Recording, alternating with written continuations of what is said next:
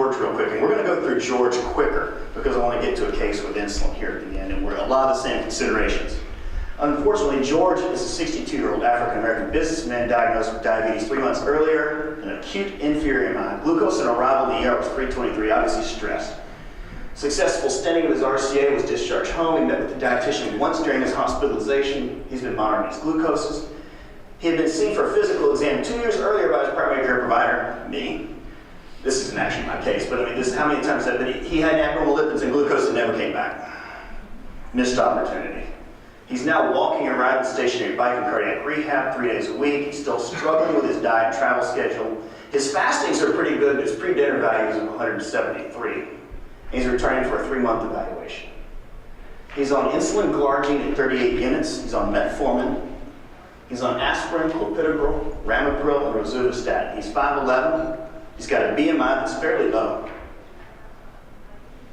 Blood pressure, certainly not at goal. A1C, not at goal. LDL 93, and the extra 80 will just have to forgive me for not having non-HDL cholesterol up there. Don't tell me. Triglycerides up. Microalbuminuria, negative. He's got some borderline renal function. I mean, it's not terrible, but it's not perfect. So, as you absorb this, what else would you like to know? A lot of the same stuff?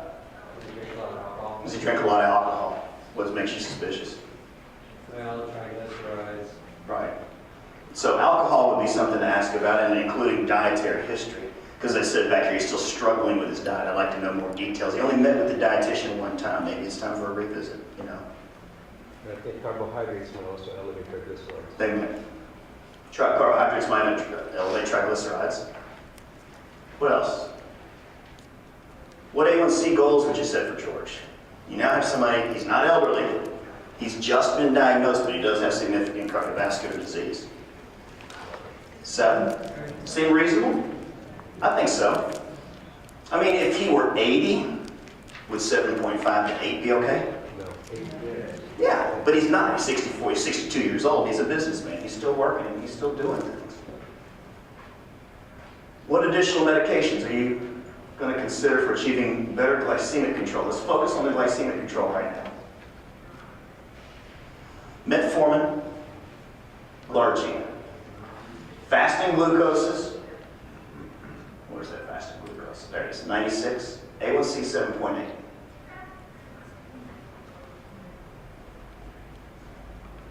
What was his A1C before this? He was brand new. So let's say he came to the hospital and they would see a 9.5 or 10 because his glucose is 320. Yeah, this is his 3-month follow-up. He's recovered from his MI, his stenting. He's doing well. He's exercising. He's anginal free. Do you see a medicine missing up there? Beta blocker. It's gone. Did he forget it? You know he left the hospital with it. So the question is, where's your beta blocker? I mean, it's a core measure. Did it make you feel bad? Did you have erectile dysfunction? Did you have something else? I mean, is there a reason you stopped it? Now, Possibly a Plavix. he's got Plavix. Look a little better. Use that again. Right there. I'm not used to using the word clopidogrel either. So you got Plavix up here. So, how many people here would start back on beta blocker? Oh, I think almost, yeah. I mean, I would. Which? Metoprolol. Why? Cheap? What else? Carvedilol. Why?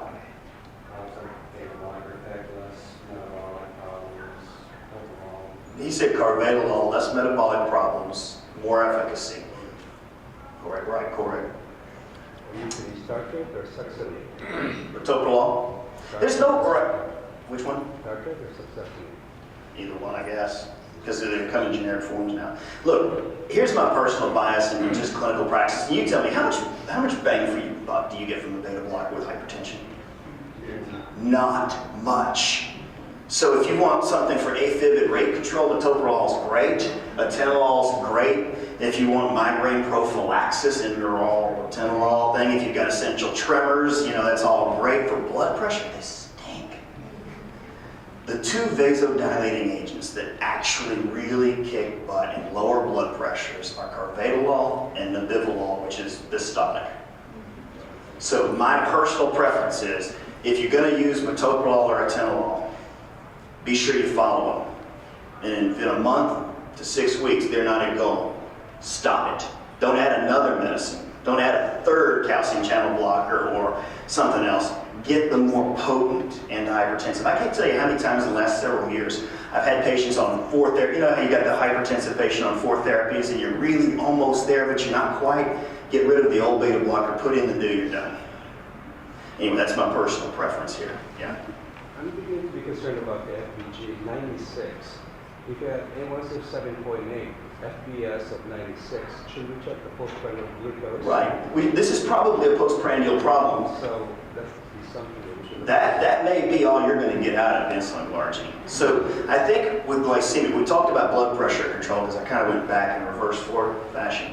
So we're going to need something for postprandial control here. What do you need first? At least here's what I think I need.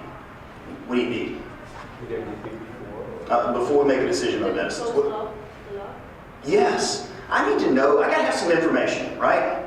I got to know how high is he, when is he high? Is this one meal a day? Is this both meals? Is he drifting up all day long from a fasting? So you got a lot of options here. But she did mention about 196 before dinner. Is this average already, 96, or is he getting elevated pre-dinner? 173 average pre-dinner. So as he gets through with breakfast and lunch. So what's the average? Pre-meal. Average pre-meal, he's checking in the evening and it's 173, and in the morning it's fasting down in the 9600 some range. So there's discrepancy there. Yeah. So something's happening after lunch and after breakfast that makes him high before he eats his evening meal. And then he's bringing it down with glargine at night. So should we control the 96 or the 173? I think we need to target the 173. Exactly. I think we need to target postprandials. So, what are the ways to do it? DPP-4 inhibitor. What about GLP-1 agonist? What do we know about non-glycemic effects of GLP-1 agonists? There's some incredible research being done about myocardial infarction or reduced infarct size, prevention of stuff. We'll have a lot of cardiovascular data coming from trials in the next 4 years, but right now we don't know anything.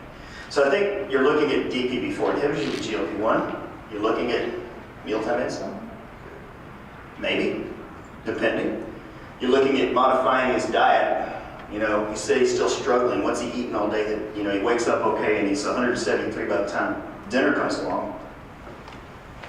I think all of those are completely reasonable. Okay? But you gotta have the information from it to make the right decision here. What about sulfonylurea? It's reasonable. It's going to treat postprandials.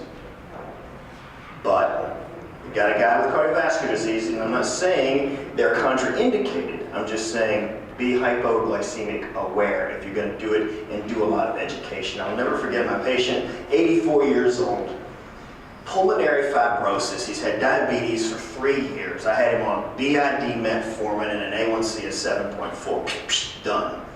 He's only on 3 medicines, all generic, but he got the bright idea from one of his friends to go to the VA hospital because you can get your medicines for free. And unbeknownst to me, he gets glyburide. When was he taking it? Bedtime.